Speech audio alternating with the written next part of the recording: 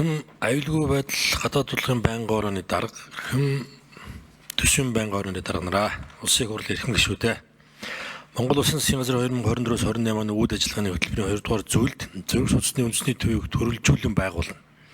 Монгол Улсын хөгжлийн 2025 оны төлөвлөгөөний 3 дугаар зүйл Зөрөх судасны үндэсний төвийг барих гэж тус заасан. Үүний дагуу засгийн газрын зүгээс Зөрөх судасны үндэсний төв байгуулах төслийг Европын цэргийн бослог хөгжлийн банкны 34.9 сая $, зээл болон Люксембургийн их гүн тулсаас олгох 22.5 сая еврогийн буцалтгүй тусламжийн хамтарсан санхүүжилтээр хэрэгжүүлэхээр төлөвлөн холбогдох гэрээлцээрийг байгуулахаар ажиллаж байна.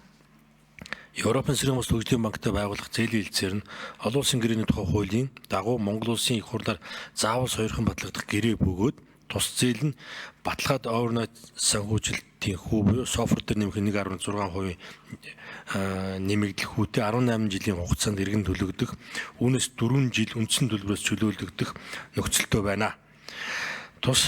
Төслийн хүрээнд 120 ордтой тусгай зориултын Зөрөх судасны эмнэлгийн барилгыг шинээр барьж тоног төхөөрөмжөөр бүрэн ханган ашиглалтанд оруулах бөгөөд төсөл хэрэгжснээр Зөрөх судасны төрөлжсөн нарийн мэргэжлийн тусламж үйлчилгээний хүртээмжийг 2 дахин нэмэгдүүлж, жил бүр өсөн нэмэгдэж байгаа Зөрөх судасны өвчлөл нас баралтын хэмжээг үлэмж бууруулах өндөр ач холбогдолтой гэж үзэж байна. Энэхүү зээлийн хэлцээрийг 2025 оны 8 дугаар сарын 26-ны өдрийн засгийн газрын хуралдаанаар хэлцэж тэмцсэн бөгөөд засгийн газрын хуралдааны тэмдэглэл гэрээний төсөл танилцуулга материалыг та бүхэнд хүргүүлсэн болно.